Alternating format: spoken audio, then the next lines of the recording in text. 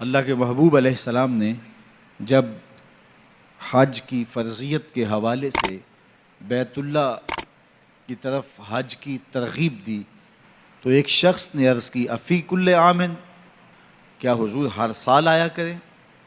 تو آقا کریم علیہ السلام خاموش رہے۔ تو پھر حضور نے ترغیب دی تو وہ شخص پھر کھڑا ہو گیا، کیا ہر سال آیا کریں؟ تو آقا کریم علیہ السلام نے فرمایا نہیں، لو قلت نعم لوجبت، اگر میری زبان سے ہاں نکل جاتی تو ہر سال ہی واجب ہو جاتا، اور اگر ہر سال واجب ہوتا تو تم ہر سال ادا کرنے کی طاقت نہ رکھتے۔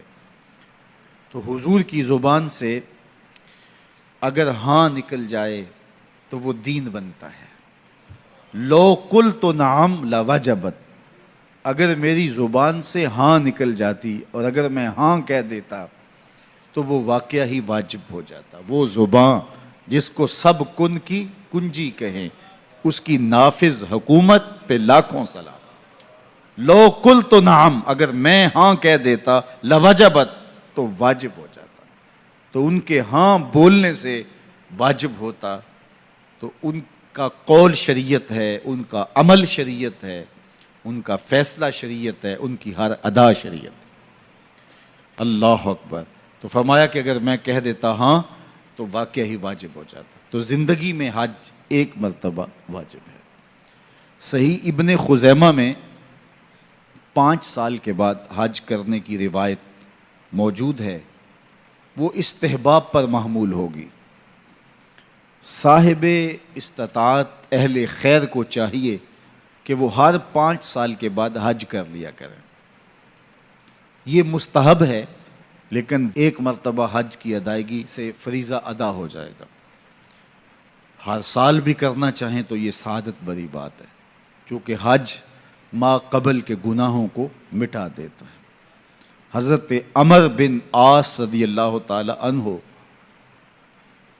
حضور کی خدمت میں حاضر ہوئے اور عرض گزار ہوئے ابسط یمینہ کا ابایے کا، حضور اپنا دایاں ہاتھ آگے بڑھائیے، میں آپ سے بیعت کرنا چاہتا ہوں۔ جب وہ حضور کی خدمت میں حاضر ہوئے، ایمان لائے، تو اپنا واقعہ بعد میں خود بیان کرتے کہ میں حاضر خدمت ہو کے کہا کہ حضور اپنا دایاں ہاتھ آگے بڑھائیے، میں آپ سے بیعت کرنا چاہتا ہوں۔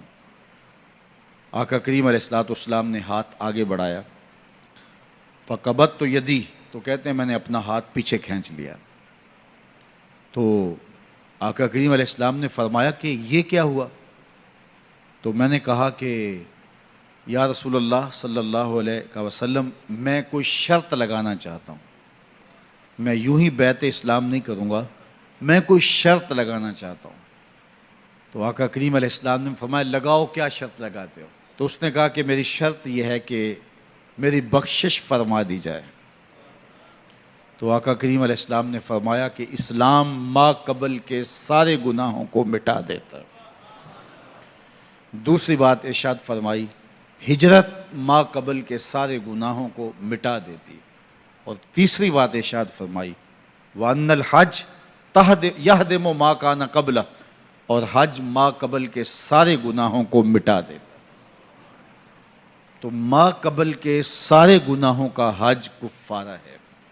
جب کوئی شخص حج کرتا ہے تو اس کے ما قبل کے سارے گناہ مٹ جاتے ہیں، اور واپس جب پلٹتا ہے تو ایسے ہوتا ہے جیسے ابھی ماں کے پیٹ سے جنم لیا ہو۔ حج ما قبل کے سارے گناہوں کو مٹا دینے کا سبب اور ذریعہ۔